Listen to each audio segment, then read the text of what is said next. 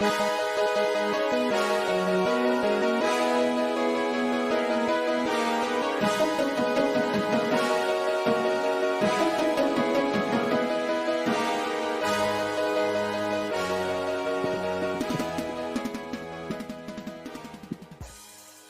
in episode number 81 here in the St0ner Sports Radio podcast. Joining once again my co-host Zach Huffin as I'm dying over here to start this Red River weekend. We're gonna have you all covered up and nestled tightly in to your thoughts tonight of the Red River Shootout. Zach is going to give you the lowdown on that. We're going to recap Week 6. Tons of college football stuff to go over. We'll glance over the NFL. We'll ask the big question, what is going on with Mike Gundy and the Oklahoma State Cowboys? Because they are in a bind right now. And news coming through the pipeline. Things are not going to get any better anytime soon. We'll visit the sports book where we got updates. And we had a pretty decent week. So we'll give you a look out on week number 7. Of our picks. And Zach, how are we doing on this Be Happy Eve of RRR? Well, you know, how we'd be in a year, nervous. My thought process going into this is it can't get any worse than 2022. Well, I guess it can, and I really hope it doesn't. That'd be really bad. But there were some devastating injuries in that game that we don't really have in this one. Honestly, I like OU's chances. I do. I still like their chances. Listen, is wide receiver 9 going to be on the field? Yes. But Sooner magic. And that's what the equations and the math nerds aren't putting into the equations. You know what I'm saying?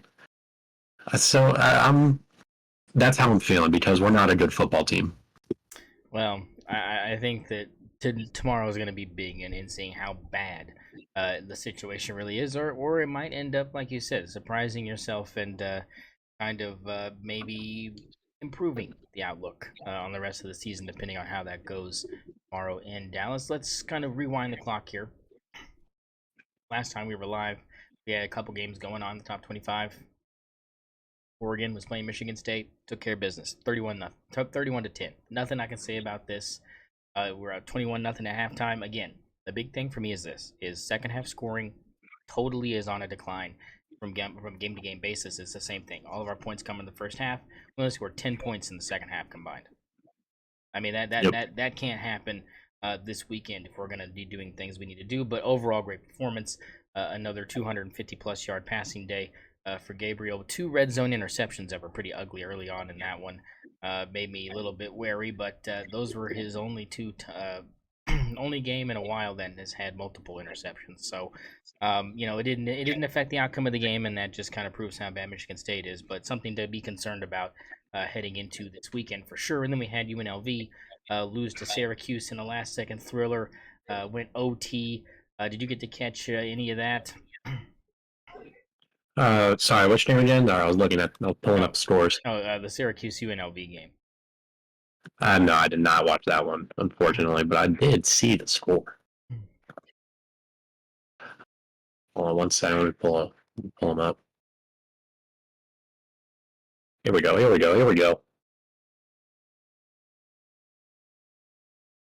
Well, one thing I am seeing is that they have Boise State in a couple weeks. That's nuts. Yeah.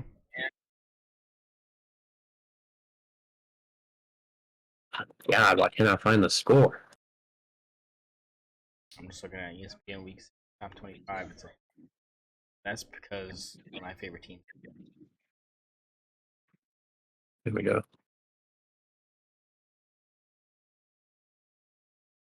Come on, baby.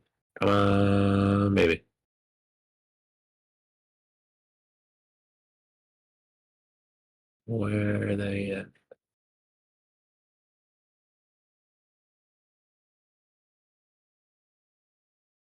I'm just not seeing it. I don't know. Well, 44-41, Syracuse gets the win in a thriller. There it is. God damn it. McCord 40-63 for 355 and 3 touchdowns. Run the ball 60 times is wild. I'm not gonna lie about that, but it is what it is, and Syracuse gets the dub. Good win for the Orangemen, 4-1 on the year.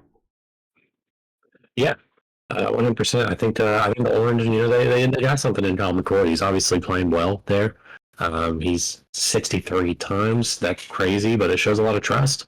Yeah, no, tons of trust there. Tons of trust between him and the offensive coordinator, head coach there to be able to have the ball in your hands that many times and offensively like that. So, good for him. I think he's found a place where he can flourish, and I think the competition is stiff. So I think, everything benefits his draft stock in that regard. Yep, 100%. And he's probably not going to be NFL, but, this is giving him a better shot. Yeah, good tape. Good tape.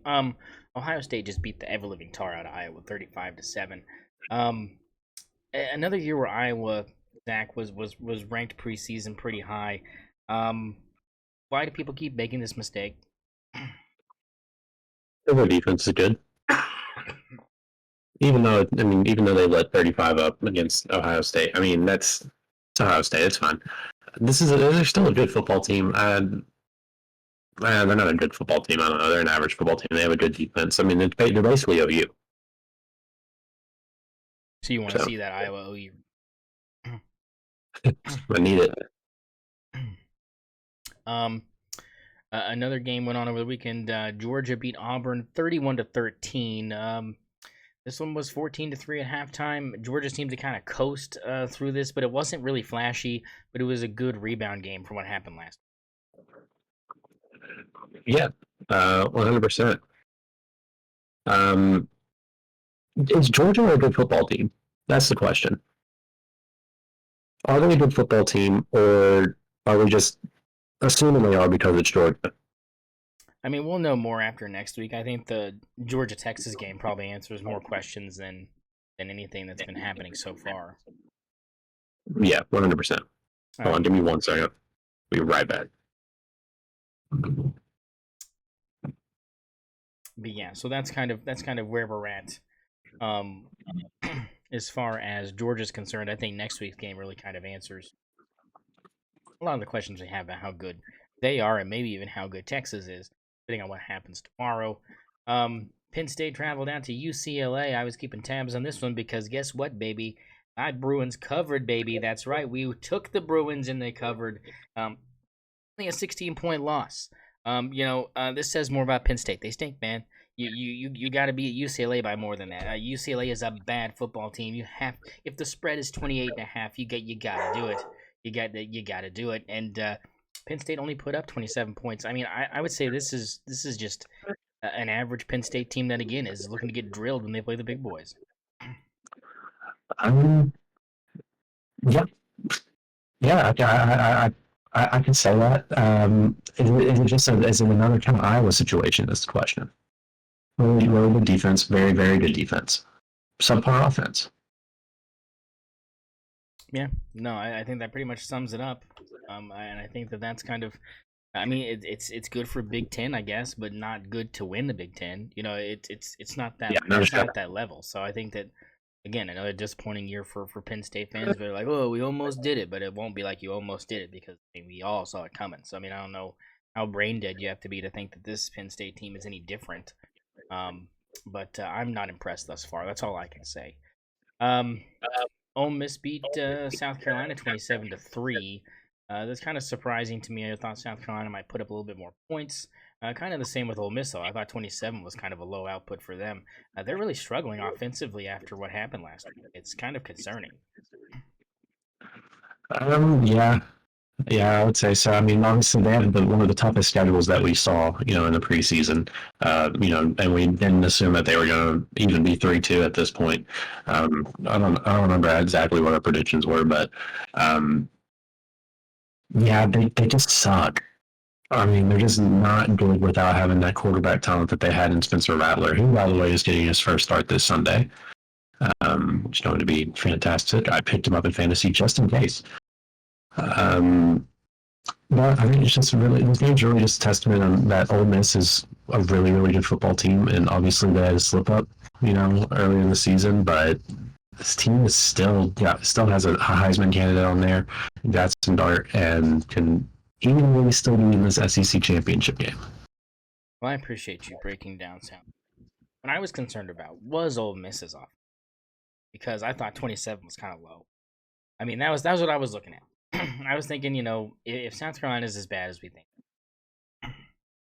and after losing the way they did, I thought maybe a stronger rebound was warranted. But I mean, look, a win's a win. And I mean, you only allow 3 points to a team that like I said, I feel like should have had probably more than 3 points. Like you said, they struggled at the quarterback position. And right there it shows. I mean, this is a winnable box score. You look at this box score and the way this game developed. I mean, South Carolina had their chances. It's not like South Carolina didn't have the offensive possessions to compete with Ole Miss on the football field. They just don't have. They just can't hang. It's too much. Too much. Yeah, yeah, 100%. I think those concerns are definitely warranted with Ole Miss because they should have put up 50 on this team.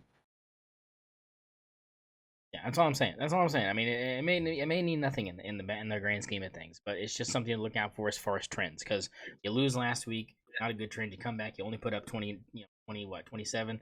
I mean, that doesn't really instoke confidence of like, oh, like it was just a slip up. It seems like this could be a decline that might get ugly if they don't do something to make me think that they could have turned it around and gotten past what happened.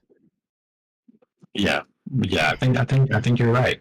Um, One in the SEC, got to still have a gauntlet going forward. I don't know how I'm feeling, but I trust the offense still. Yeah, I mean, you kind of have to at this point. I mean, that's all you got. Clemson beat Florida State 29-13. Florida State 1-5. One of the worst predictions we've had in the history of this show is saying that Florida State was probably one of the top two teams in the ACC. We're wrong, and we own that. But it is getting bad down there. I mean, but Clemson, I mean, kind of on the upswing here. 4-1, 3-0 in ACC play. I mean, what are your thoughts on that game? I think it shows how bad Florida State truly is, and also how decent Clemson actually is. I think Clemson's a good football team. Obviously, they ran into Georgia to start the season. They get their ass kicked. It's okay. It's Georgia, but Clemson's obviously, I think they're top two to probably playing in the ACC championship game, and I think that Florida State is really, really, really bad. I mean, I mean, seriously bad. Like not putting up. I think what one touchdown in the entire two touchdowns the whole game. Yeah, I think that's right. Because they might go for two or something. yeah, because I They guess didn't if get you that. went They for didn't get that two, last. you could have made it a two possession. I mean, it's still a two possession game regardless. I mean, maybe they just had two field goals. I don't know. I Yeah, who knows? yeah, I'm Regardless, not it's sure, bad. but they didn't get.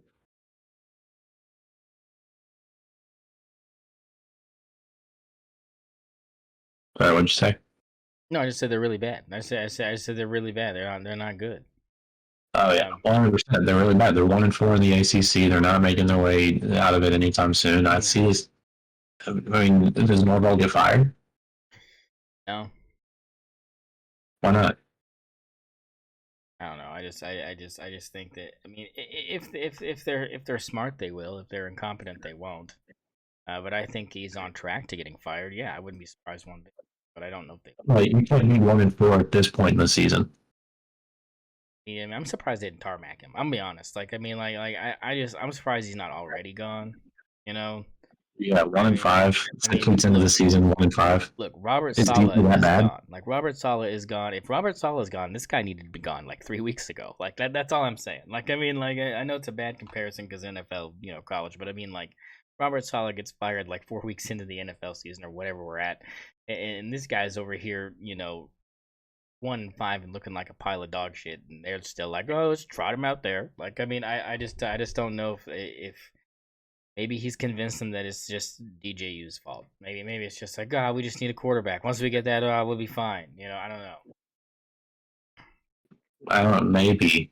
I mean, but they can't be thinking like, no matter what quarterback you have on that depth chart at Florida State, you shouldn't be 1-5 at this point in the season. I mean, that's crazy. It's week 6. Rough. It's terrible. It is no bueno, and I feel for fans just a little bit. That's rough. I mean, especially considering preseason expectations. expectations of like we're gonna at least be decent. Like, you hope for decent. I mean, you're hoping for bowl game at this point. I mean, I don't even know if you'd Yeah. want to watch that if you're a Florida State fan. I think I might just tune that one out too. I don't Um, think there's a bowl game in the future of this team. I mean, they have to win. They have to really win the next couple of games to oh yeah, no, they tall like task and small they feat get two done. more losses. Yeah, I just I don't know. This isn't. I mean, you have to fire him, right? Like you have to fire him. You can't keep him. Like Yeah, you like. But the thing is the world is stupid. So if they're gonna keep him for one more year, then they'll fire him. Like if he doesn't start 2-0 next year, like they'll can him. Like it'll be one of those things where it's like oh we gave you all this leash and you went 1-10 and or whatever. I mean I oof, just rough there. But that's all we can say about that. Um, Iowa State gets a double-digit win over Baylor, 43-21. I'm still not impressed, but whatever. Do you? yeah. I mean, that's how I feel about it. Baylor's bad. Yeah, they're bad. They're bad. I think they could probably beat Florida State though. I'd pick Baylor in that game straight up. I'm taking Dave Aranda's bald ass all day. Sorry, I am. I'm doing it. Better coach, better stuff. Um, Boise State cream corn over Utah State 62-30. I mean, Genty 186, 13 carries at halftime. I mean, it was over. Like it's over. I mean, he's like you said, he's having a career campaign here, but they're just. I mean, look, man, you want to try to Yeah. smash some records, you got to be playing both halves. That's all I'm saying. I'm not saying they. We I mean, don't have to have the best running back season in football history. yeah, in the saying is gonna be guess who didn't sit out in the second half? Barry Sanders. Like I mean like Well, maybe Barry Sanders didn't have a fucking what, a 50 or no, a 49-21 lead into halftime I mean with 49 points. true. I mean The dude had in one 49. half of football. He had 13 carries, 186 yards for 3 tutties in one half of football. Barry Sanders wasn't doing that. Just when you look at the stats, Barry Sanders obviously has the greatest college football season ever, right? But when you are looking at the stats of Genty right now, he was on track to get better stats on half the carries. I mean that's I mean that's it's more impressive that way, but I'm saying if he wanted to obliterate it, like he could be obliterated. I mean he could have it done by the mid-season and sit out the rest of the year if you want to second half. But I get it. I mean this is like we're looking right now like a playoff team. Yeah, I said it a couple weeks ago. I think this is obviously the G5 team that's getting in there. Um, I don't see any reason why they wouldn't be Just a team that gets in there. Their schedule is cake from here on out. the I mean, they UNLV played game is Oregon and they huge. played Oregon close. They have the UNLV game, and I think that's got left, right? Give me whatever the spread is for Boise. Yeah, I mean, I'm sure that'll be the outcome, but I think that's the last hurdle they got to overcome. Upset City time. Time to go through some Upset City time. Let's start with the first one here. SMU over Louisville, 34-27. Louisville falling apart here, Zach. Again, another team a couple weeks ago, we were like, oh, maybe they are the ACC team since Florida State's so bad. I mean, now they're 1-1. Heading into this week, what are your thoughts on Louisville dropping to the Mustangs, and what does it mean about SMU? They're 5-1 now. I'm thinking what you just said about Louisville being a team that could be dangerous in the ACC. I think we got to start saying about SMU. I mean, those Methodists, they are getting in there, putting in some work on the football field. 2-0 in the ACC. Why not? Yeah, Why no, not? yeah, you got a point. Got a Why point. not? 5-1 going into week 7 here. I see no reason why they couldn't be dangerous to grab that that ACC title. I mean, Now, obviously, they have to be one of Clemson and or Miami, and that's probably not happening. But this new football team, yeah, no, it's rank them. it's time. I think after this week, I think they'll probably do that. Indiana a win over Northwestern 41-24. The Hoosiers, baby, 6-0. My pick of them going bowling looking like a good one already because they're already there. You didn't see it coming. I saw it coming. I saw it coming, folks. I said it's Hoosier time, and guess what? It's Hoosier time. They may not win a game the rest of the year, though. I'll throw that out there. But hey, I got the 6 wins I needed. All right, that's all you need to know. Exactly. You got the 6-0. That's all. That's exactly what you predicted too. That this would be an undefeated team. now that I don't know, undefeated, Well, take that. hands down. No, but for real though, pretty impressive what they've been putting together. When you look at this Indiana team, the win total was 5.5, and we both picked the over, and we both picked them to go 6-6. So we're in the money right now. I mean, we both saw this coming. We both saw that they would at least get 6. Now we didn't know they'd be sitting here already with them at this point. I don't think we saw that coming. But hey, here they are. So ahead of schedule, and I'm pleased. Pleased with what I'm seeing. Yeah, I think I agree. I gotta be pleased with what I see here. I'm just hoping they lose every other game. Yeah, so that we are correct with 6-6. Yeah, I mean, if not, I mean, if they end up winning the Big Ten and going to the playoff and winning it all, I mean, good for them. But I wouldn't have seen it coming, and let's be honest, it's not happening. Okay, it's not gonna happen. Okay, they're gonna get at least 2 losses here. Yeah, soon. Yeah, soon.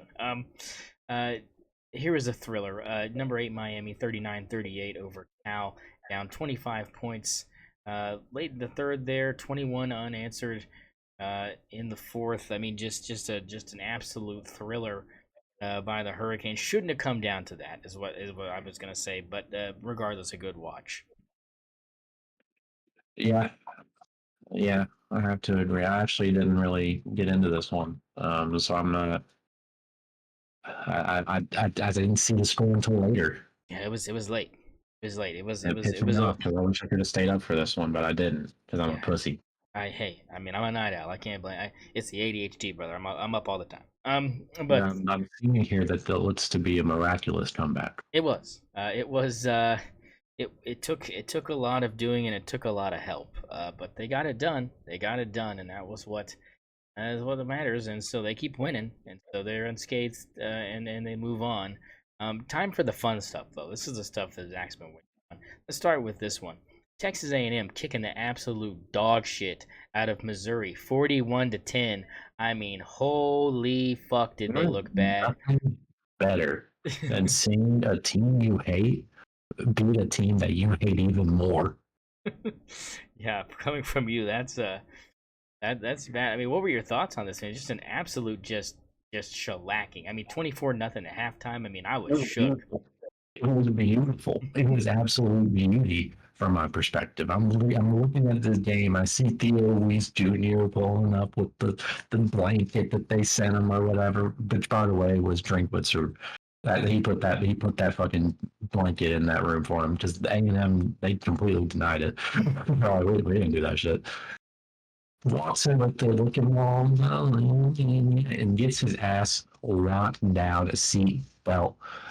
24-0 going into halftime. It was beautiful. I loved it. I loved every second. I watched the whole fucking thing. Yeah, it was quite the game there. I was shocked at that result. Another shocking one: Washington getting over Michigan 27-17. What were your thoughts on Will Rogers and the Huskies getting one over on Sharon Moore and these Michigan Wolverines that look like they're just ghosts of Michigan's past? I mean, that's what I think. I think they're ghosts. I mean, this obviously isn't the same team. I think Harbaugh leaving really hurts. I don't know how long it is until we see Harbaugh back. Probably never because he's going to get investigated, which is a bad move. Yeah, I think you're right on that. But we'll see. I have to agree. I mean, Washington, they're a decent football team. I think Michigan's just a bad football team. I mean, and we'll talk about this more when we get into the Red River rivalry discussion. But Michigan's, I just don't think they're a very good football team, and I don't think that even for Washington, I don't know if that's really an impressive win. Yeah, I think time will kind of tell what the value of that win is. Minnesota over USC Minnesota, 24-17. Minnesota. Um, this is the, I Minnesota. mean, this is the type of game Lincoln Riley wanted to avoid the Big Ten because of. I mean, this is just a Minnesota team that just rows their boat, punches you in the mouth. And what do we know about USC? It's Hollywood. It's soft boys. It's pretty boys. I mean, it's like Soft. They're soft, soft. Listen, you got soft. this bitch out west from fucking, you know, fuck who knows where, Texas, going to fucking heck and doing some bullshit, coming to OU, not recruiting the defense, not coaching the defense, not being able to find a coach for defense. Goes that leaves us because he's a bitch. Goes out to USC, still can't find a defense. They're still bad, but now also he can't find an offense because he doesn't have a generational quarterback that he can recruit based on either having Bob Stoops and or previous Heisman winners. All he has is Caleb Williams, who, by the way, wasn't that good his last season at USC. So is the program falling apart? I think so. I think Lincoln Riley's a terrible person and he cannot lead a football team to any sort of victory in the near future. Minnesota is the exact kind of team that he would lose to, by the way. When That's you what look I'm at, saying. history, when you look at history, you just got to look at teams that are gritty and are physical, and they're going to beat Lincoln Riley coach teams almost every time. When you look at OU back in 2015 all the way through 2000, I think it was 2021 when he left. Um, all those teams that beat us in those years beat us because they out physicaled us, they out tackled. We couldn't tackle, they could. They hit us hard, we didn't hit them hard. And I think that's just a consequence of having Lincoln Riley as your coach, because when you have a bitch at the top, you're gonna have bitches on the field. Yeah, and 90% of the Big Ten are teams that are built like that. So good luck, good luck to him, and a big win for Minnesota. Uh, Listen, I'm not biased. no, this is unbiased, totally. I mean, I'm not a show. I'm not a fan of any football teams. no, neither of us are. I'm not Speaking a of fan of any football fan of a teams. speaking of fan of a football, and I know you're gonna love this because this is one of the best things ever. Win total 4.5 for this team, and they are at 4 right now with a big win last week, and that was against the Tennessee Volunteers for my Arkansas Razorbacks, baby. That's right, Arkansas Razorbacks get the upset win. We projected they weren't going to win any more games after this. So I mean, hopefully I'm wrong because I think the Arkansas fans deserve to have a team that has at least 6 wins. I think this Arkansas team has, like I said, really raw talent at the quarterback and halfback position, and they showed out. I mean, you look at the score and you think, oh, it's not really that impressive. It's not. Both these offenses struggled, but the defense has played fantastic, and I think that's kind of what you have to take away from this: is it was a defensive battle, and that the turnovers. Again, turnovers a huge part of this, and Taylor Green didn't have one, and that's the big thing for Arkansas is no turnovers. They play a clean game, and look what happens. Yeah, and I think that they did a really good job shutting down Tennessee's, what we thought was an unstoppable offense. And now you look at Tennessee and it's just not as impressive anymore. I mean, now we got to remember that Arkansas is a tough, tough environment to be in. I mean, that is a tough place to play. Um, so I gotta give credit to Arkansas for being able to shut out Tennessee like that. They only scored points in the third quarter. It was 2 touchdowns. It got them obviously within striking distance. It got them the lead at the time. So shout out to Arkansas for being able to come in there in the fourth quarter and just play defense, very, very tough and physical defense, and kept them from getting any points in the fourth quarter, which was required for them to be able to come out on top in this game. Yeah, it was a big time performance by the Woo Pig Suey defense. Now another really hard environment to go into and play in is up there in Nashville, and I think you know what happened up there in Nashville, and a team that No, what happened? a team that you said would go 2-10 on the year, has now a total of 3 wins, and one of them coming against, wait for it, Alabama University. It's the Vanderbilt Commodores with the upset, 40-35. Vanderbilt. It's Diego Pavia time, baby. Take off your shirt, throw it around your head, whip out your wiener live on podcast. I mean, it was literally. I mean, I couldn't be more happy with what he's able to accomplish going from New Mexico State to Vanderbilt and doing what he did that night. But what the hell happened to Alabama after beating Georgia, the hangover? What were your thoughts on this? I mean, my thought was, but I mean, what's yours? Mm, I think my biggest, it's not really a thought, it's more of a pondering, right? And that's what was going through Nick Saban's head when he was watching that game. That's what I want to know. I want to know how this man felt. I want to know if he thought about the ULM game. I don't know what if he was just like, we all get one. And I'm thinking this is Aaron DeBoer's one. You get this one. You don't lose another game against an opponent like this, or you're fired. I mean, it's that simple. He got them to number one, and then he lost to Vanderbilt.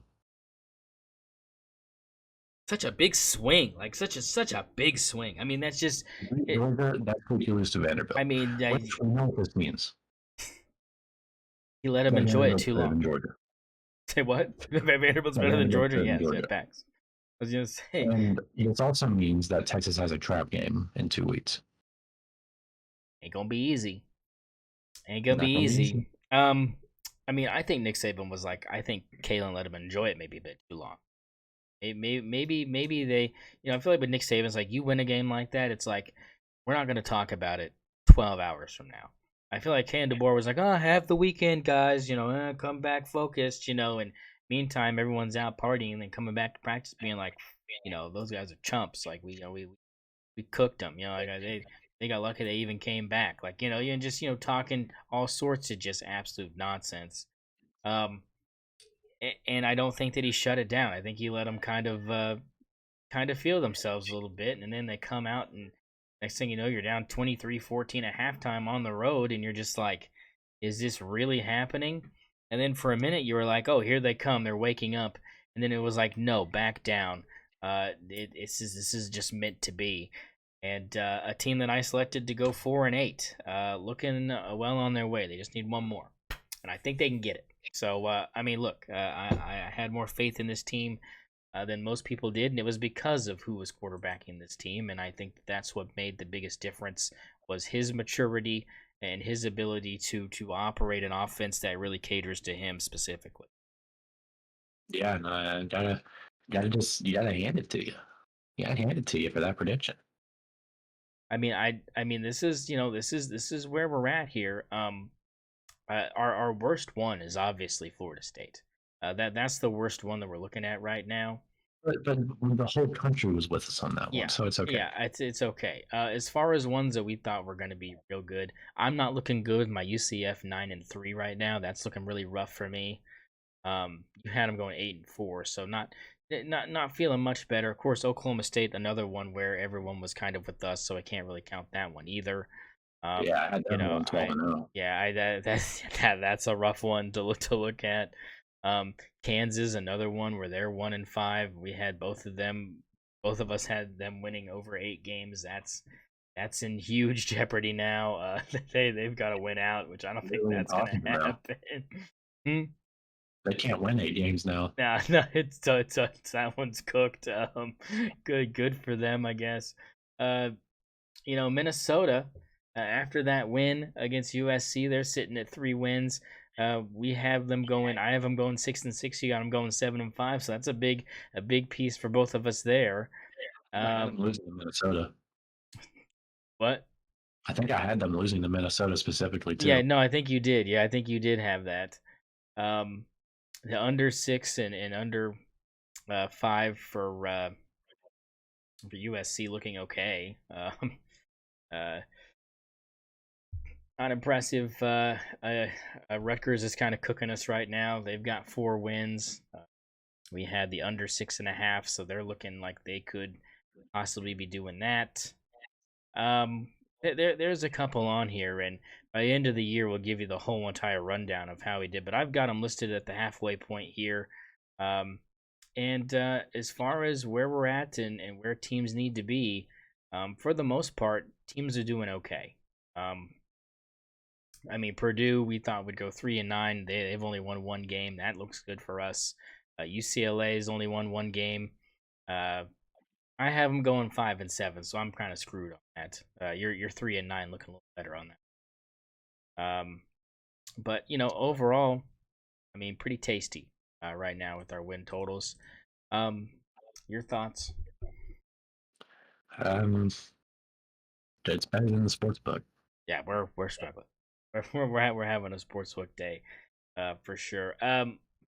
Look, I'm gonna transition us here into a topic that I know Zach's not super thrilled about talking about because it's not his favorite team in the world. Play each other anyway. There's a history there, and I understand it. Look, Oklahoma State loses to West Virginia and just gets absolutely cooked at home, embarrassed. All sorts of feelings around that whole entire thing.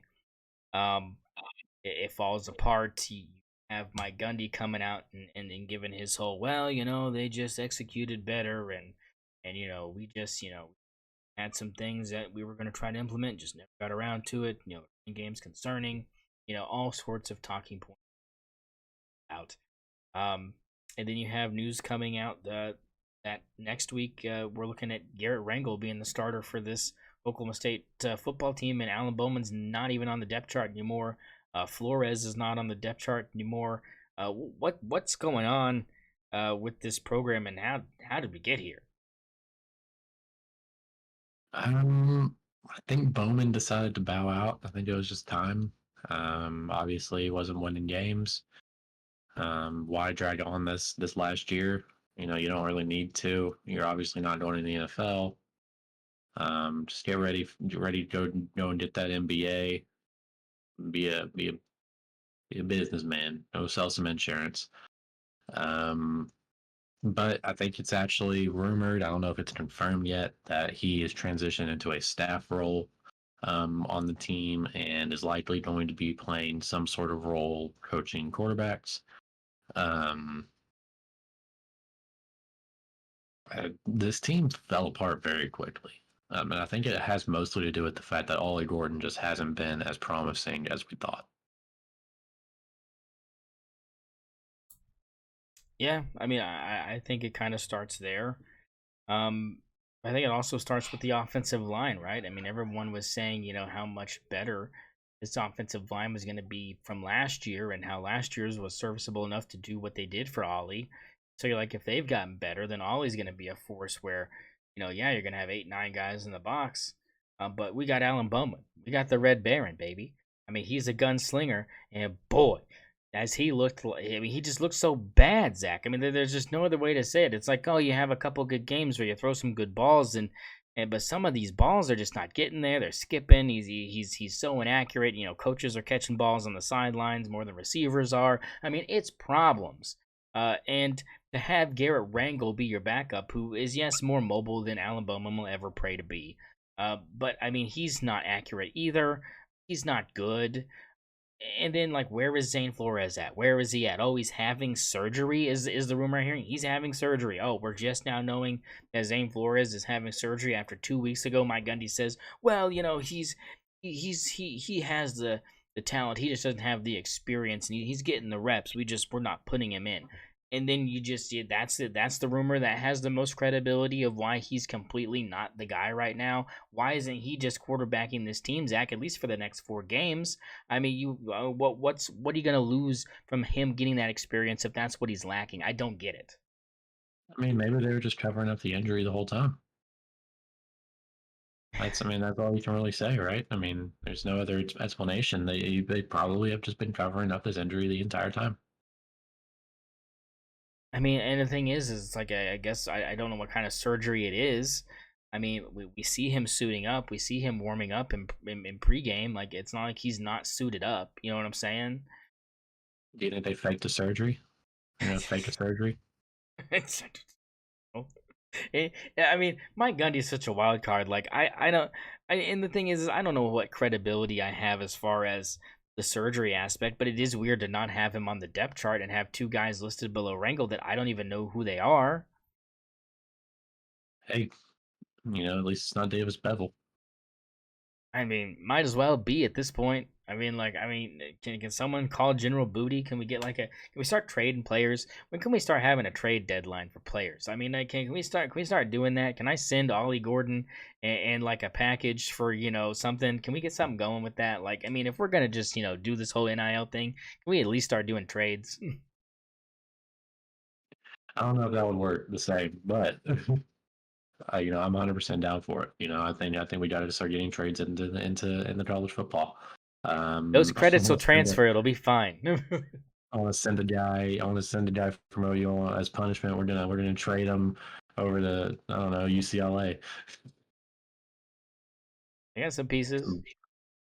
Yeah, yeah. We'll get some NIL money. I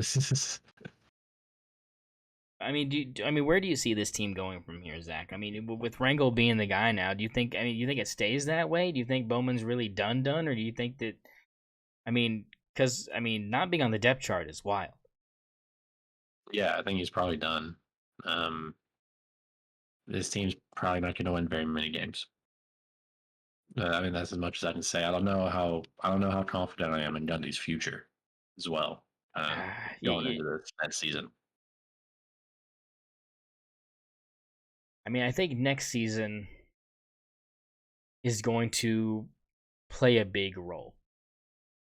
I think next season is going to play a really big role in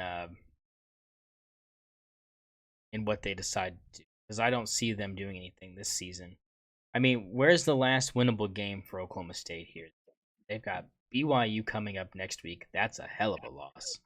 I mean, Baylor, that might as well be a loss. Arizona State, I don't see them keeping up with that offense. Probably a loss. TCU, hey, their offense can show up occasionally, and it's on the road. Probably a loss. I mean, Texas Tech, loss. I mean, you can't pay me enough money to go see them get their ass kicked by Colorado on the road. I mean, oh my God, that game's now a disaster. I mean, this team, is this a 3-9 team that I'm looking at right now? I mean, where is the win here? I think at the point that we're at right now, it's a 3-9 team. Yeah, but I mean, we'll see what Randall can do this week. Next week they got a Uh, bye this week, so well, next week. so yeah, I I mean don't. they're losing the bye anyways. It doesn't really matter. I mean, it's Yeah, they lost the bye 53 to nothing. yeah, it was rough for them. But now, folks, it's time. I know it's the time you've been waiting for. It's time I've been waiting for. I've been waiting since I was born for this. I live for this weekend. I'm not even an OU fan, but just for the respect that people deserve, about this to put towards a rivalry like this. It's been going on as long as it has. It just, and being as close to it as I am, I do have a little bit of a bias here. This is better than Ohio State, Michigan for me. This is better than USC, UCLA for me. This is even better than Oregon, Oregon State for me. This may be even better than Florida, Florida State for me. Forget the Iron Bowl. It's all about two teams driving to a location about a halfway point, meeting with a bowl split 50-50, and doing things in the parking lot and State Fair that your mother would absolutely just kill you for putting on social media. I mean, that's what this weekend is about. Zach's going to break it down for you and what he's expecting out of his Sooners, what he's expecting out of these Longhorns. But, Zach, I mean, this weekend is going to be electric, right? This weekend is going to be an emotional roller coaster. I'm so concerned for my safety. But yeah, it's going to be electric. Horns are down all the way. OU's probably winning this game. It's going to be like a score of 3-2. OU wins. It's going to be beautiful. Um, here's my true analysis going into this game. Right. I'm looking at Oklahoma. My boys are hurt. They are very hurt. We got a lot of guys out. Top 5 receivers all out. This one's going to be tough on offense. We're going to have to find a way to get some turnover, get some offense from the defense. We're going to have to get some defensive touchdowns in this game in order to create some points on the scoreboard. because our offense is not going to be great. I think it's going to have to be, Michael Hawkins Jr. hero ball. Probably it's going to have to be some, there's going to have to be some long runs. I'm going to need a breakaway. We're probably going to need a touchdown from him on the ground. We're going to need 100 yards on the ground from him. I mean, I'm thinking it's gonna require a lot from the offense to be able to pull this one off because OU just doesn't have an offense really, and even with Michael Hawkins Jr. now coming in, even against Auburn, the offense didn't look great, and obviously we were still very hurt then, and we're still very hurt now. So I'm not very confident that we're going to be able to score against a defense as talented as Texas. However, Texas is not as good as people think.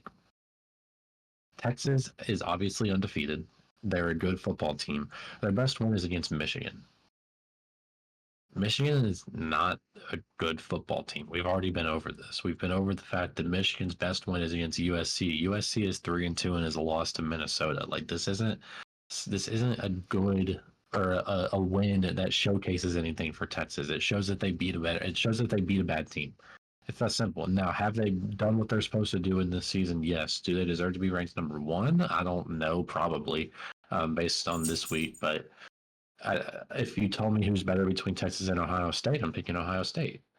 If you ask me who's better between Alabama and Texas, I'm still taking Alabama. Like I don't think Texas has the amount of talent that people really think that they do. Now, this week will be the first real test. They're going to play a defense that is good. OU is a good defense. OU is one of the country's best defenses, and I think they've shown that, throughout the season that they're one of the best defenses in the country. Even if the offense isn't able to put up a ton of points, the defense has kept us in every single game, including Tennessee. The defense kept us in that game. So, as always, it's a toss-up. Texas should win. Texas should win. That doesn't mean anything in this game, and I think we both know that it does not matter who should win this game. It's gonna weird shit's gonna happen. We might go into 4 overtimes, or it's gonna go 49-0, or OU comes in and beats the number one team in the country. Last year, Texas was supposed to win. Texas was ranked number 3 going into this game. OU comes in and beats the number 3 team in the country. I mean, it's possible. Texas is still the better team, but that doesn't mean shit. OU was the better team in 2018, and we still lost that game. It just happens. This game is inexplicable. But while we're at it, Texas is fucking ass. They suck. I hate them, horns down.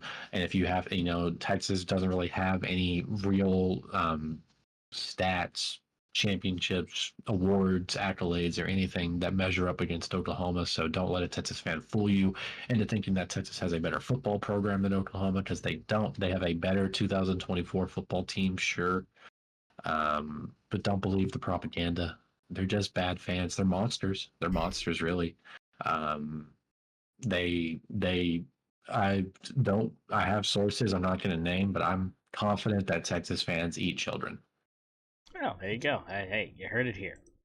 So if you don't put horns down, you like people that eat children. So go ahead and if I can just thank you. I can't resist.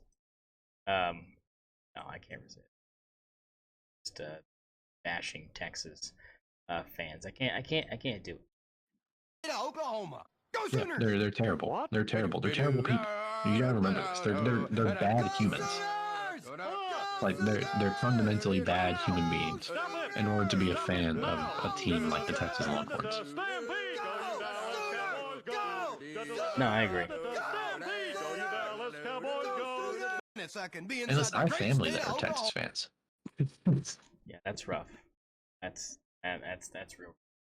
But yeah, no, I think this is one of those games where you can never really anticipate what's going to happen. That's what makes it so great, and that's why I like it. So good stuff going on. 3:30 Eastern, 2:30 Central. It'll be OU Texas for another striking rendition of the Red River Shootout, also known as Red River Rivalry. Just good stuff all the way around. Now it's my favorite part of the show, our 2-minute NFL drill. I'm going to rattle off these scores to Zach. He's going to stop me when he wants to talk about one. Let's start with the first one. Final in overtime, Falcons over the Buccaneers on Thursday night. Your thoughts on that one? Yeah, Kirko Chains, baby. That's Getting all I it, can say. getting it done. Big time stuff. Falcons 3-2, Bucs 3-2. Both teams looking okay. Uh, 58 times throwing the ball for Kirko Chains, baby. 509, four tutties. I mean, MVP of the league now, or chance? No chance. MVP of my heart for Okay. sure. No, I love my boy Baker. You can't deny I love my boy Baker. I True. got the, got the shit. But you got to take another. Although they won that game for most of the game. Yeah. No. But Kirko coming in and just absolutely decimating that defense. Can't blame that on Baker. No. 509. Yeah. 509. Yeah. Big time stuff. Their Dolphins beat the Patriots 15-10. Huntley gets the win.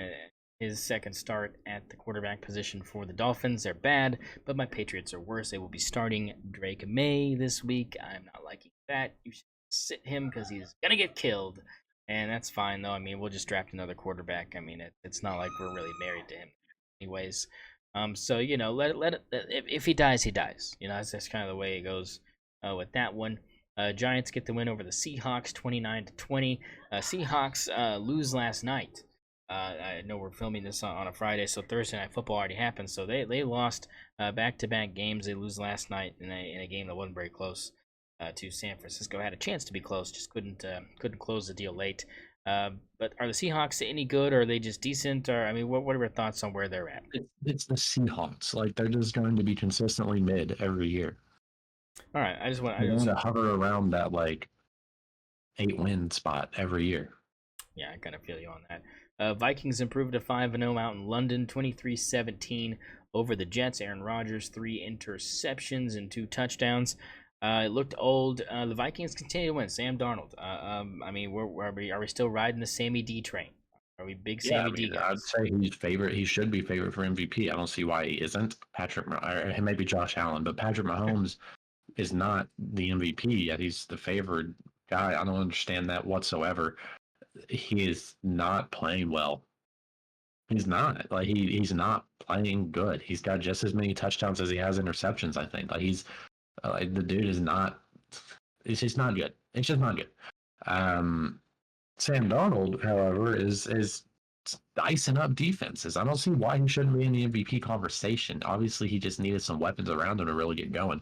Now, one thing I want to say about the Jets, and listen, I might have Brees Hall on my fantasy team.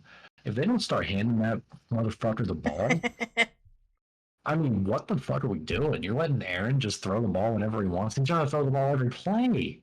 54 times. He threw the He's ball gonna throw the ball every 54 play. times. Like, hand the ball off to the best player on your team. The best player on your team is Brees Hall.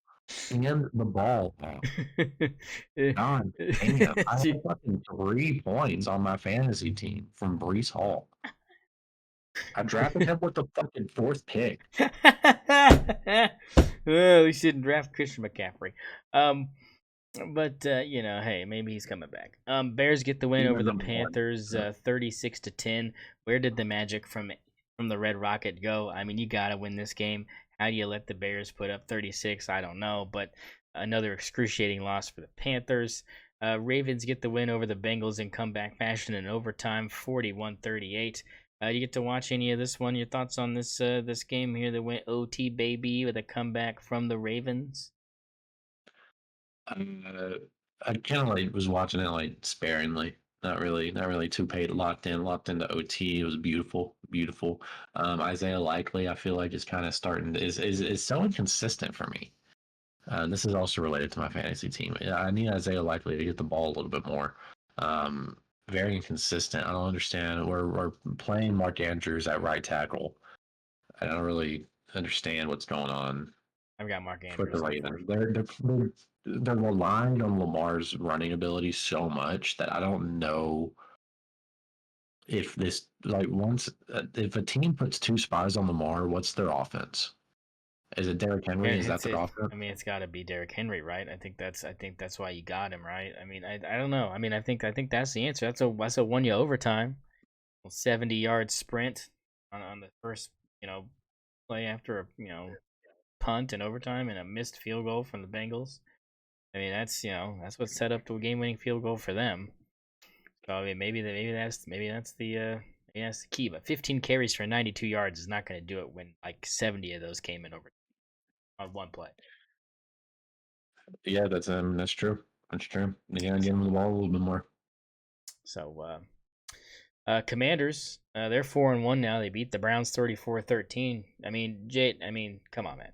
Jaden Daniels is rookie of the year. No shot. He's not, and possibly another MVP candidate for the NFL. First possible rookie to win the MVP since Jim Brown. Yes, no. I mean, I'm thinking it's not going to happen, but I mean, like he's having a great year.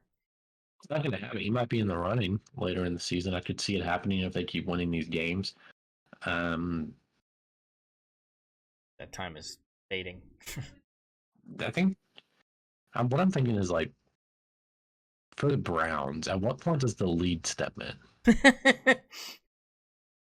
Like, at what point does the league step in and correct this course that has been taken by the Browns? I mean, we're talking like you spent $230 million guaranteed on a guy that can't throw the football, a guy that the streets are calling Osama bin Watson. Is that real? Osama bin Watson. Dude stole $260 million from the Cleveland Browns. And this organization, this community of Cleveland, the community that LeBron built, is devastated. Is absolutely devastated by what's taking place in on the Browns organization. The league has to step in. I'm not kidding. The league needs to step in and correct some of this shit. They need to like figure out how to. They need to just pay that contract to themselves and fix the Browns. They need to get those owners out of there. They need to fire everybody and fix the Browns, or dissolve the Browns and start a new team somewhere else. We're available. Oklahoma City needs a team. Come on, bring it. Yeah, Oklahoma City. It's probably going to be like San Antonio, but yeah, you can build a stadium. I'm sure we'd be fine with that. We'll start building now. No, we won't. Yeah, you're right. Yeah, no, you're right about that. Jags get the win over the Colts, 37-34. They pick up their first win of the season. The Jaguars still just a dumpster fire? Yeah. Okay, I just want to make sure.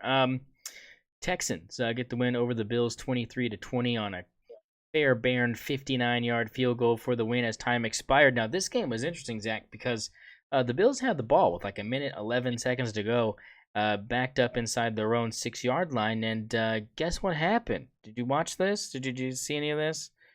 I did, but I don't remember it. 3 straight passing attempts from Josh Allen, and none of them were complete. The Bills forced a punt, and that's what sets up the Texans with a short field to set up the game-winning touchdown. People were thinking overtime when the Bills got the ball, considering there was not that much time left, and the ball was that deep in their own territory. Is that a Josh Allen thing where you think that he's the one that's like, nah, I'm throwing this football? Or is it one of those things where Sean McDermott's got to take some responsibility for being an asshat for calling 3 passing plays in a row, or were these RPOs? Like, I mean, what do we know about how this broke down? But what is your opinion? I don't think. I'm thinking it's probably a Josh Allen problem because you're obviously handing the ball off to James Cook if you're an NFL coach and you've been hired as an NFL coach. You should be handing that ball off. So I'm not entirely certain why we're throwing the ball there, because they were backed up deep. I mean, they're backed up deep, and you're in clutch situations, and you're 2-minute offense, and you're throwing the ball 3 times. You're not draining the clock. You're giving them opportunities to score by giving them not only the ball back with the punt because you couldn't complete a pass, but it's also just bad clock management because you're giving them more time to run their offense when they get the ball back, and that's what set them up ultimately for the game winning touchdown. But I'm not entirely sure who the OC is for the Bills, but he is not good. If that's what he called. Because if it's not what he called, and Josh Allen is just doing that, then he really needs to stop and Joe let the other players shine. Joe By the way, Brady. rumor.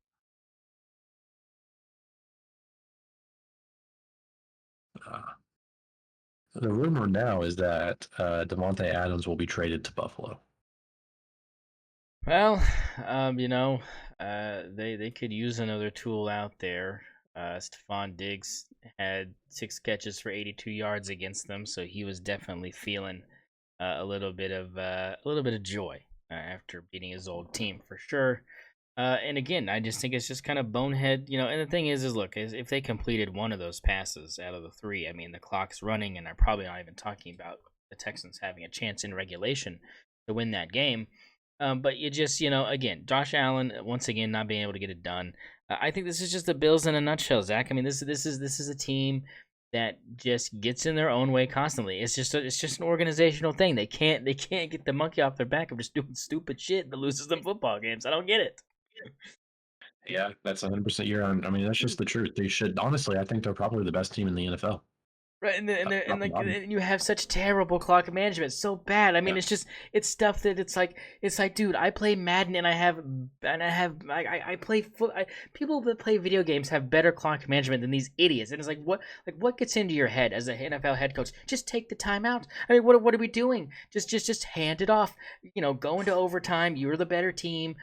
Prove it. Oh, if I lose the coin toss and let them score, that's if you let them score. Like, my man, your defense has been playing well. You only allowed field goals in quarters 2, 3, and 4. 1 field goal, 3 points each quarter. The rest of the game after falling behind 14-3. Your defense was playing fine. If they kick another field goal, you get the ball back, and if you score a touchdown, you win. I mean, I just don't understand how somebody like us, who sits in their underwear, smoking pot, playing video games, has a better concept of what the hell to do in crunch time situations when it comes to managing the fucking clock. I don't get it.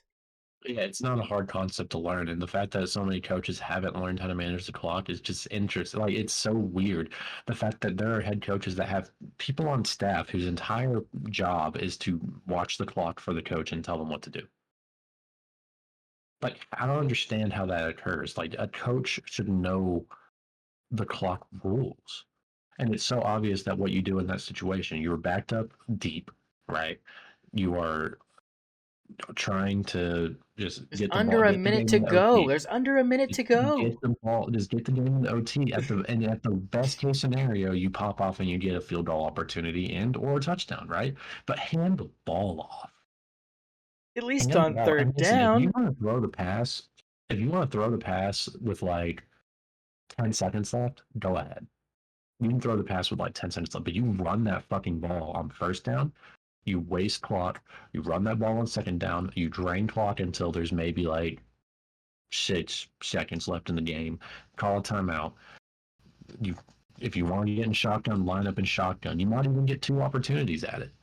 You might even get 2 opportunities at it if the quarterback can get the ball out of his hands in time for an incompletion. But holy shit. I probably wouldn't throw it in that situation risking an interception, but if you wanted to try to get something going in that situation, you could. And the fact that they didn't even give themselves an opportunity just by going incomplete, incomplete, incomplete, that just shows that, one, like I said earlier, it's just bad clock management. You are just giving the other team more opportunity to score with every incomplete pass. Yeah, and the first one was almost picked off. I mean, he's thrown towards the sideline, almost gets picked off by a corner jump in the route. It's like, okay, well, maybe you need to hand this one off to James Cook and then see. But they're like, oh, we're so close to our end zone. What if we get a safety here with 30 seconds to go and lose that way? Look, man, if you came out lined up to take a knee, you think that Houston would just not just wave the white flag with you, dog? They don't give a fuck. Like, I mean, like, as long as you're not trying, they're not. Scoring. Yeah, if you're not trying, they're not gonna try.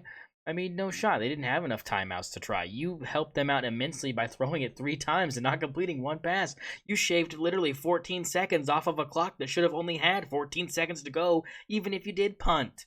I mean, there was no way that C.J. Stroud should have had the time to even travel 25 to 30 yards to set up that field goal. There should have been no chance. He should have had 2 plays to do it, and they probably wouldn't have done it, and it would have gone into overtime. And who knows? Maybe the Bills still lose the game, but at least you don't lose in such a dumb, boneheaded.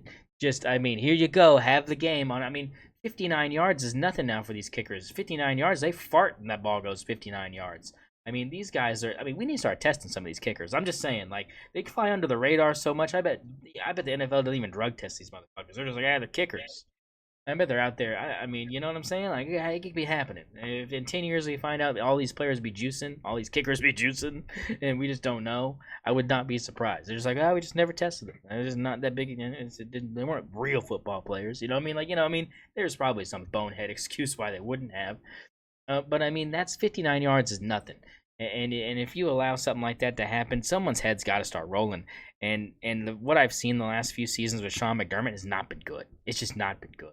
You have to be able to put your foot down and tell your quarterback, look, if you don't complete this first or second pass, you got to hand it off, dog, because we got to get this clock going, because I'm not going to be sitting here punting the ball with my punter standing at my own end line where it's like, well, if something horrendous happens, the game is definitely over. I mean, you're just not giving yourself a good opportunity to come out with the win, no matter what happens if you even punt. I mean, it just shouldn't have even come down to that. You just hand it off, like you said, twice, and with 6 seconds left, you heave it, and you go into OT. Yeah, yeah, it's really that simple. You don't even have to eat it. You can just take a knee and get to OT. Like it's so easy. It's so easy. And at the very least, maybe clock management doesn't win you the game, in that situation, but clock management gets you to OT. Clock management gets you to not lose the game. You lost the game because of clock management. No, And that's just not something that should happen with an NFL head coach. It's just not. These guys are getting paid millions and millions of dollars a year, and they don't know how to manage the clock. it baffles me every time. It baffles me too when like coaches they're supposed to take a timeout and they don't. They let like 20 seconds run off the clock, but they don't let the full play clock. They're like, timeout. It's like, yeah, you should have done that 20 seconds ago. Why? What? You the guy that's operating that's helping you run clock is like, just wait 20 seconds, then call timeout. We want to really limit time here. No, man, you're trying to get the ball back. Call timeout. I mean, I saw that last week. Some coach sitting there. They're like, you're supposed to take a timeout. The commentators say it. They're not taking a timeout. 20 seconds later, coach is like, timeout. It's like, what was preventing you from doing that? Like, what was in your ear being like, just hold off there, Jeff. Like, I mean, like, I just call it. You have 2 brain cells, call it. What's happening? I just don't understand. I encourage you to go watch the end of that game, Zach, because it'll make you want to pull your hair out. It's just nonsensical. Moving on here, Broncos get the win over the Raiders, 34-18, over 500 for Bo Nix and the boys. Your thoughts on the Broncos? Is this like the most wins they're gonna get? Is this right here? Probably. Bo Nix is nice though.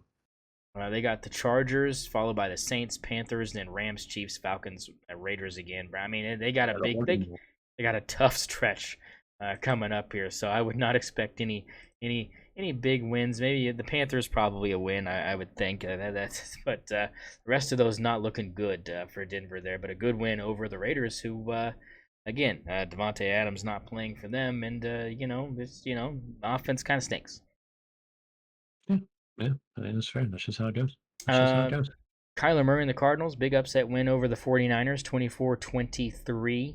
I mean, what were your thoughts on the Niners? I mean, we'll include last night's game. I mean, are they still the team that's best equipped to take down the Chiefs or any of these top teams right now? Or is this 49ers team without CMC just average and probably not something that's going to be a factor come playoffs if he's not there? Yeah, I think you have to have CMC for this team to be dangerous going into the playoffs. Right now, it's looking like the dangerous team in the NFC is the Vikings. So I don't know if we should even be talking about the 49ers anymore. But the Niners, I think, are definitely still probably the best roster in football. They have to have CMC in order to unlock like the entire offense for them, because this is a situation where they can line Debo back there along with CMC, and they have a situation where they have two people that can easily play running back or receiver. And that can create some really interesting, formations for you on offense that you just can't have if CMC is not on the field. So Jordan Mason on the field is not the same. He's not the same level of threat that CMC is when he's going out wide on the flat. He's and Debo is just not the same Debo he used to be. So without CMC, the threat potential on the offense really lowers, and you're kind of forcing Brock Purdy to be able to beat you in these games. Now, you have players like George Kittle step up. I think he had 5 receptions, 50-something yards, 2 tutties.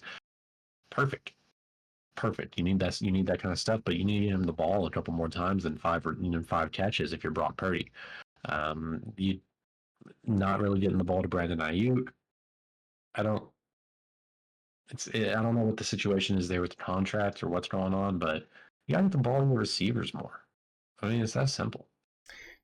I guess a big takeaway there, but big win for the Cardinals and the 49ers again. Need to get healthy and they'll be fine. Packers get the win over the Rams 24-19.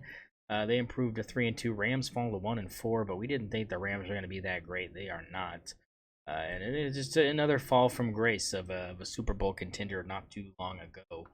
With almost, to be honest, not that different of a roster minus Aaron Darnold. I mean, Aaron Donald my shit disconnected. Was really the key there Sorry, we're about to be for back. them.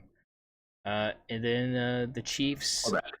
I was just saying the Rams are 1-4 with almost the same roster minus Aaron Donald. And they were in the Super Bowl a few years ago, and now it's like, and they're just not good. But that's what happens. That's what happens. And that's that they're suffering from that right now. Cowboys get the win over the Steelers. Good win for you guys, but it came pretty ugly. I mean, it was again a game that where it just probably shouldn't have been that close. And Steelers had a chance to pull that thing off, just couldn't do it. How you feeling right now about your Cowboys? Are you better? Any worse? I feel the same every year about the Cowboys, and that's that they can get as many wins in the regular season as they want. We can go fucking 16 or 17-0 in the regular season, and I will not give a shit because this team can't win a fucking playoff game. All right, fair enough. Yeah, probably all needs to be said there, but a win there for Big D, and then the Chiefs get the win over the Saints, 26-13. Derek Carr plays hurt most of the second half with what seems to be an oblique or back injury. I didn't get full word on why, but like you said earlier, sitting out for this week's games. Spencer Rattler going to be the starter, so big development there for the Saints. See how that goes, but that will wrap up your NFL 2-minute wrap up there, and that means it's time to head to the sports book, baby. We stink. We stink. Look, sports book time. I'll give you the update, baby. We got updates for you out the wazoo. And look, I'll be honest. I really thought that after last week we both went 1-5. It was not good. We had to bounce back. Went and we decided that we're gonna try to ride this out. We're real men of integrity. We're not gonna hide or whatever. So here's the lowdown, right? Here's the big enchilada here.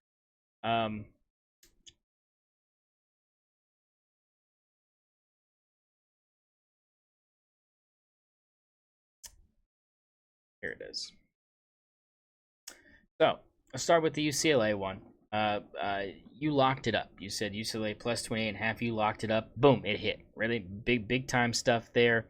UCF minus 1.5 for Zach did not hit as Florida actually just dismantled UCF. I didn't see it coming, so that's bad on my part. I picked the under 62 on that whole thing, which I believe did not hit either. For what it's worth, I'm looking at it right now here. 62 was the number, and result says, drum roll please. Yeah, not even close.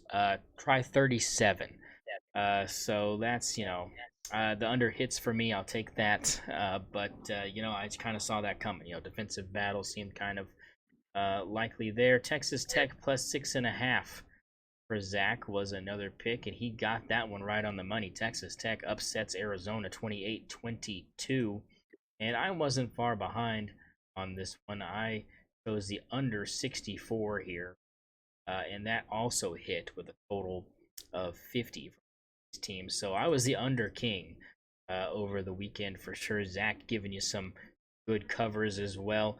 But Zach did have the Michigan money line. I joined him on that, and we got fucked on that deal. Thank you, Will Rogers. Thank you, Michigan, for sucking balls. So that stunk for us. We also took Missouri on the money line. I'm not going to be upset that we lost that one, other than the fact that record-wise it looks bad. But in my heart, I'm okay with that, even though we were wrong on that one. Zach had the over 46.5 in the Clemson Florida State game. That one, I believe, actually got pretty close, but it did not hit, as it hits at 42 even. So just under for the 46.5. I had Clemson minus 15. That one was a winner with a 16-point victory there. So look, I mean, overall, I go 4-2 over the weekend. That goes 3-3. I think that's pretty solid considering how bad last week went. Zach, I mean, you got 70 cents to play with. I feel like that's not bad. Me, I've got, let's see, 50, 70, 85. I've got a dollar. I got $1. You got 70 cents. So we are high rolling right now. We're not out of it. We're not out of the game just yet, folks. Don't count us out. Zach, where are you going with your first game for today? You know exactly where I'm going. Going to Dallas, Texas, baby. We're going to the Texas State Fair, the Cotton Bowl, and we're looking at Texas minus 15. That shit's not hitting. Give me Oklahoma to cover. Oklahoma cover 15 points right now. It's actually 15.5. So give Oklahoma plus the 15.5. How much you want to put out of your 70 cents on that one? 69. No, I'll actually do. I'll just throw 15 on that, Okay. and I'll make it a lock. All right, 15 cents and a lock for Oklahoma plus the 15.5. I like the.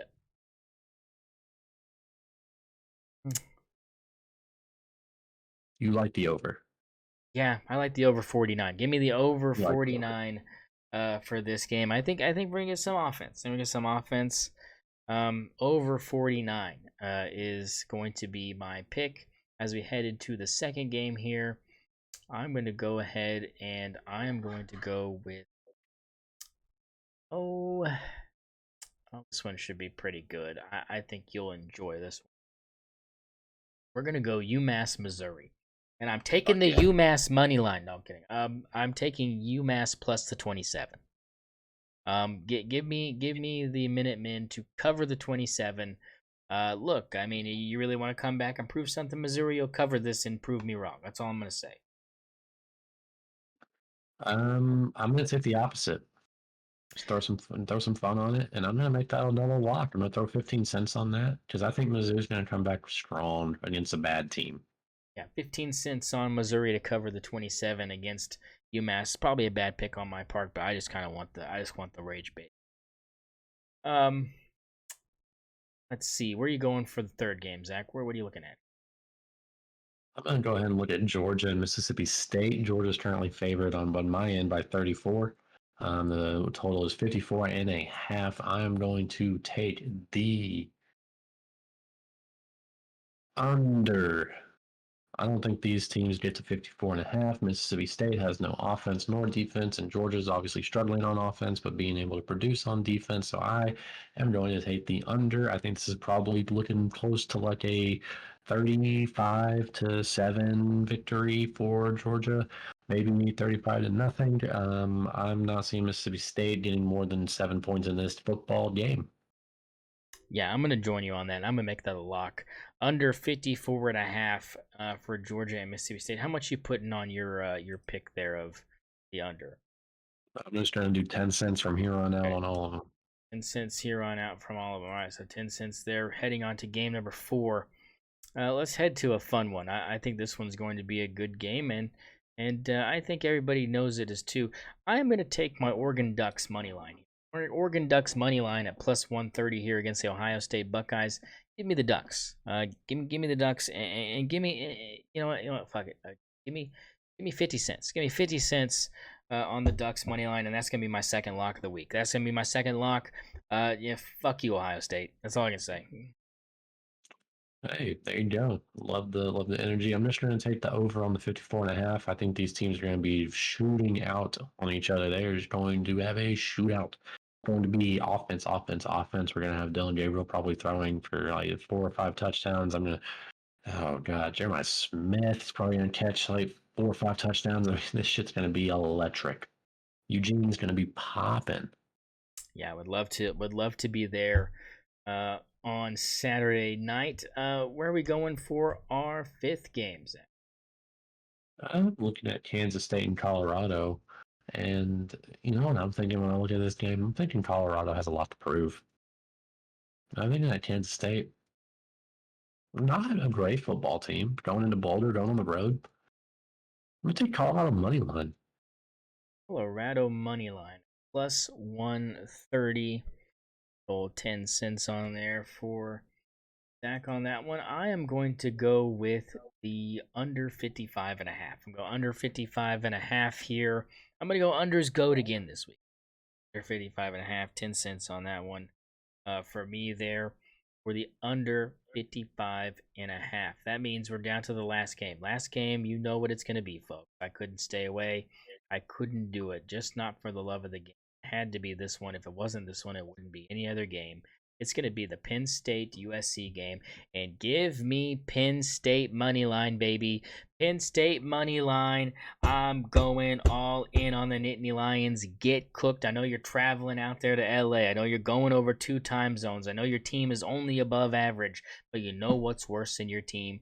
USC physicality. They have no physicality. Punch them in the mouth, Nittany Lions. Get it done and prove that Big Ten teams that have gone over 2 time zones deserve to have a second win on the season. They're 1-5 on the year. Time to be 2-5 on the year, courtesy of PSU. Your thoughts?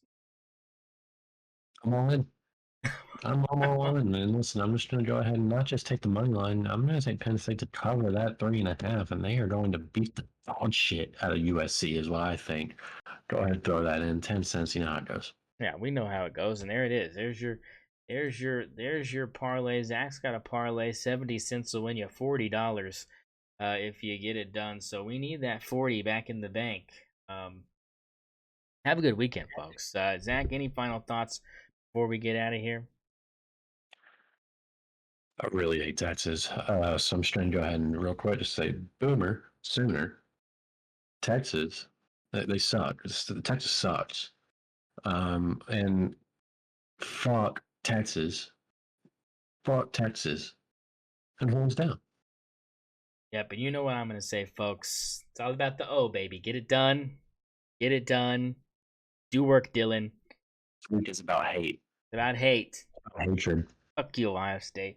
All right, everybody, keep Fuck a stick you, on the ice. Texas. Episode 82 coming up next. Thank you for joining us for Fuck episode Texas. 81. And everybody have a good weekend. Win some money. Have a good time. Remember, football season's only around for a while. And me and Zach have got all your NBA picks coming up next week, so don't miss out. As NBA preview in full effect, baby.